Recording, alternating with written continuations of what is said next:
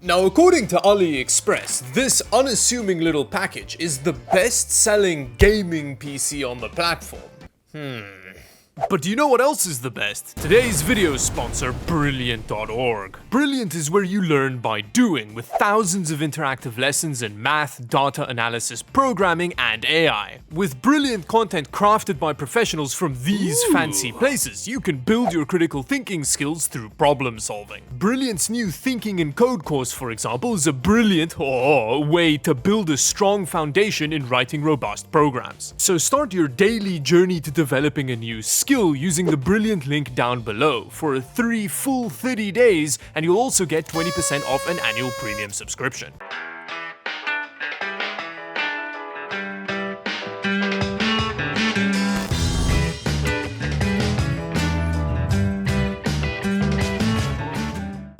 Now, the system in this package cost 170 Canadian dollars, which kind of explains why it's the best-selling gaming system on AliExpress.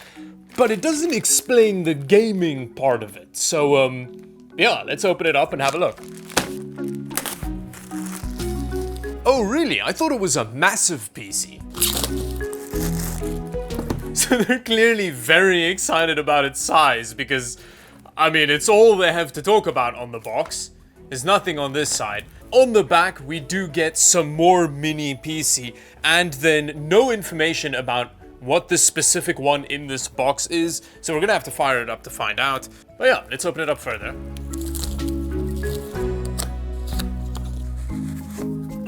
Wow, that PC really is mini. That's tiny, and it doesn't weigh anything either. But first, let's have a look at the accessories it comes with. Whoa, this system just needs a 2.5 amp power brick. That is very low power. And then, as is often the case with these mini PCs, we get a VESA mount on it so that you can mount it to the back of your monitor. And we get a short HDMI cable for that application.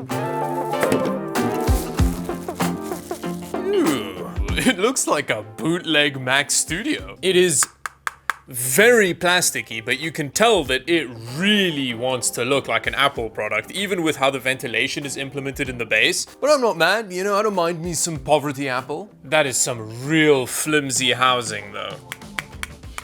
Now, in terms of the front, we have our power button, which is kind of lame. On the side, it's got 3 HDMI ports, which makes this really interesting for people who want to power a bunch of displays for as cheaply as possible. And in an act of symmetry, on the other side, we have our USB 3 ports. And on the back, there's dual Ethernet. That's very interesting. In terms of I/O, this is a fascinatingly set up mini PC, which definitely has use cases, although going by the form factor, I'm kind of assuming gaming isn't going to be one of them. Although we'll find a way to turn this into a cool gaming experience later in the video. Wow, this is a wildly terrible arcade peripheral. Now, aside from its minute dimensions, another thing that makes this PC interesting is that it's got a Celeron N100 in it, one of Intel's newer loser tier CPUs, one that I've not tested before on the channel. I'm very curious to see how it performs with its all E-core layout,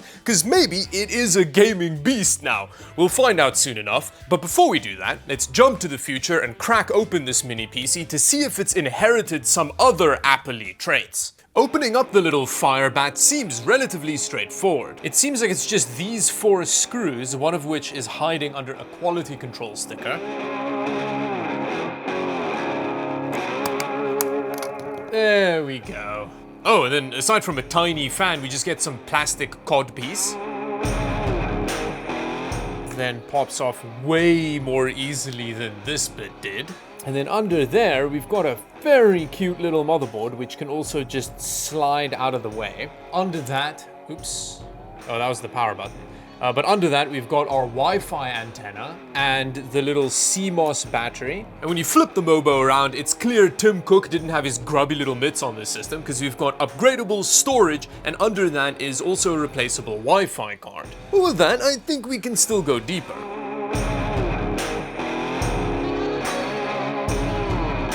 That is such a cute little heat pipe with tiny heatsink next to that. It does seem like we even have some contact with power delivery here.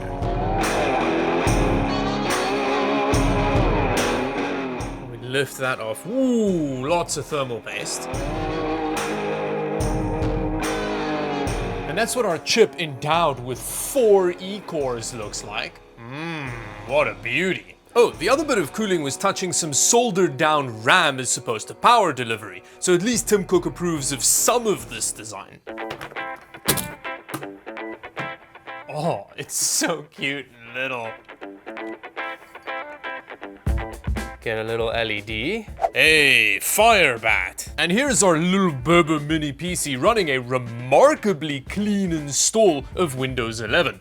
Not much VD to speak of. Let's quickly Control-Alt-Delete in here and have a look up in our bent corner of our OLED panel. And our little Celeron's already being choked out just running Windows. That's a very good sign. Although that's probably due to update processes. Yeah, it is Windows Update sucking it dry. So I'm gonna leave it for a while so it can finish being brutalized by Windows, and then we'll try the 5 most popular games on Steam at the moment on this system to see how it holds up as the gaming system that it very definitely is. A while was an understatement. The update processes took so long I died of old age waiting for it to finish, but luckily baby Dawid can take over and test the gaming performance.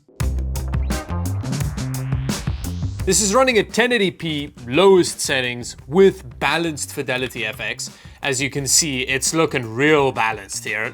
Lots of balance happening. Frame rate isn't looking great, but quite frankly, it is better than I was expecting. This is borderline a usable experience. I'm always surprised to see that CS2 seems to handle the depths of frame rate despair a lot better than CSGO ever did. I'm not saying that you should be playing it with 10 frames per second and that you're going to be competitive online or whatever, but there's less input lag, maybe. It also seems like the bots are really punishing the little Celeron. It's doing that fun thing where the CPU bottlenecks its own iGPU, but that balance changes quite a lot as more bots die.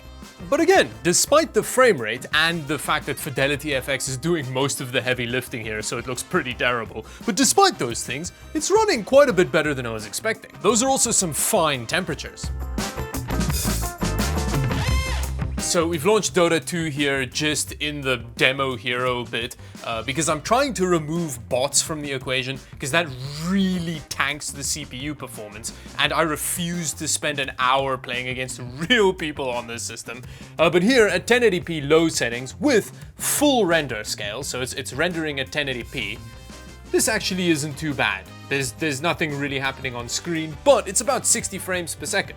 Let's see what happens to the performance when we just spam a bunch of spells.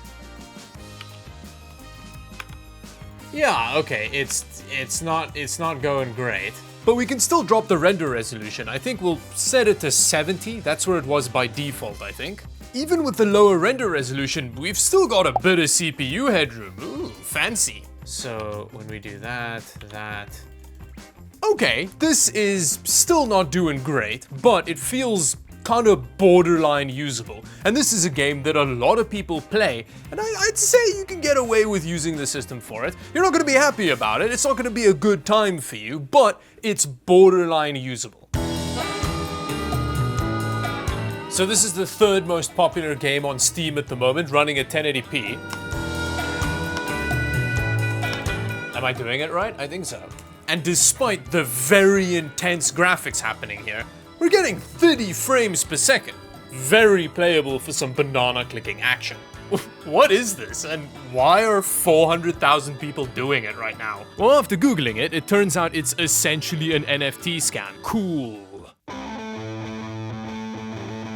Destiny 2 took ages to get running. It kept crashing initially for some reason, but then I re-downloaded the game on the little PC's SSD, which fixed it. Because Destiny 2 is all worried about cheaters, you can't have any overlays on it other than the Steam one, and I think, as far as I read on the internet, the Nvidia performance overlay also works, but we don't have an Nvidia GPU, so That gray 23 frames per second is going to be our best bet here, unfortunately. Yes, that's a lot better. Okay, now we can actually see it. Oh, this is looking so beautiful. Look at that detail. Looks like the metaverse up in here. It's awesome. So despite us getting about 30 frames per second with our 75% render resolution at 720p, the game is kind of more playable than I was expecting. That's a very good start. I wonder what resolution this is at. It looks like it's running at 1440p, which would explain the seizures. We have to do 1080p. Even that's gonna be a real struggle. Oh. You always know you've got one hell of a gaming system when you load in mid-air being kicked out of the plane. Wow, it is running like it's got lead poisoning. This is not going great. Okay, I think we're gonna have to drop the render scale to 70. That's as low as it'll let us go. Okay, that's helped a little bit. Now we're fully utilizing the system. My lordy. 100% GPU utilization and 100% CPU utilization. That's some good teamwork right there. But unfortunately, teamwork very much did not make this dream work. Aside from the terrible visuals, massive stutters, low frame rate, input lag, there were also massive network drops, some of which lasted over a minute, which made just not dying outside of the zone a challenge in itself. So this was running way more in line with what I was expecting. Now obviously this little system isn't designed to run PUBG. The only reason it's got gaming in its product listing is because the seller was keyword baiting. But I bought something else off of Aliexpress, which may go very well with the kind of games this system should be able to run with very little problem: emulation. It's called the Hout Pad, and it's a control interface that should be awesome for classic gaming. There's some instructions for it. Our Hout Pad. Oh, look at that! It looks different to what I was expecting. I was kind of expecting a joystick on it for some reason. There's a tiny little LCD screen over there that's super cute, and it's all kind of mounted in this acrylic plate.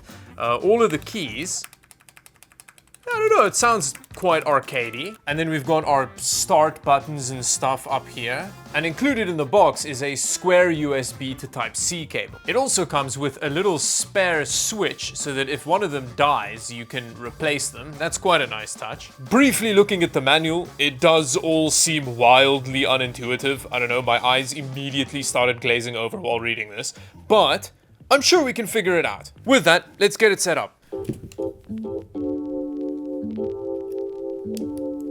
Oh, all the keys line up, and then the little LCD over here tells you if the key inputs are being registered. And then all that was left to do was download RetroArch for some old school gaming action. Oh. I'm gonna blame the controls, even though it's not its fault at all. What is interesting is that for left and right, it can't register those two inputs at the same time, which I guess isn't a huge issue. I don't know why this is laying out in the way that it is. Because of the size of the buttons, when you use your standard keyboard grip, you have to reach for stuff, which feels really uncomfortable. And then the shoulder triggers are next to the normal keys, which I'm not sure how that's gonna work for PlayStation gaming. And whoever made it clearly hasn't learned their left from their right yet, because I'm pretty sure that's the wrong way around. Now, I'm sure a bunch of people are gonna tell me that, actually, David, this shape makes a lot of sense because it's modeled on the Super Nintendo Famicom Beast 64 controller from 1978, and actually the fact that you think that it doesn't feel good is because you're stupid. But this is a terrible layout, even if it is originally based on a thing. Okay, with that little outburst out the way, I will say the keys do have a nice arcade cabinet feeling to them, although even in 2D platforming games like Mario, I feel like a joystick would have worked way better for movement. And unless you want to develop osteoporosis in your hands, I wouldn't get anywhere near this shoulder trigger situation. And then in terms of the mini PC, I ran up to PS1 games on it, which it ran flawlessly, so Yeah, I guess that means you can game on it. So with that, what did we learn in today's video? Well, these days, anything's a gaming PC as long as you lower your standards enough. Which brings me to the end of the video. Thank you for watching. Subscribe to the channel if you enjoyed the video. Maybe watch another video. Suggestion will pop up in a second. And until the next video, bye bye.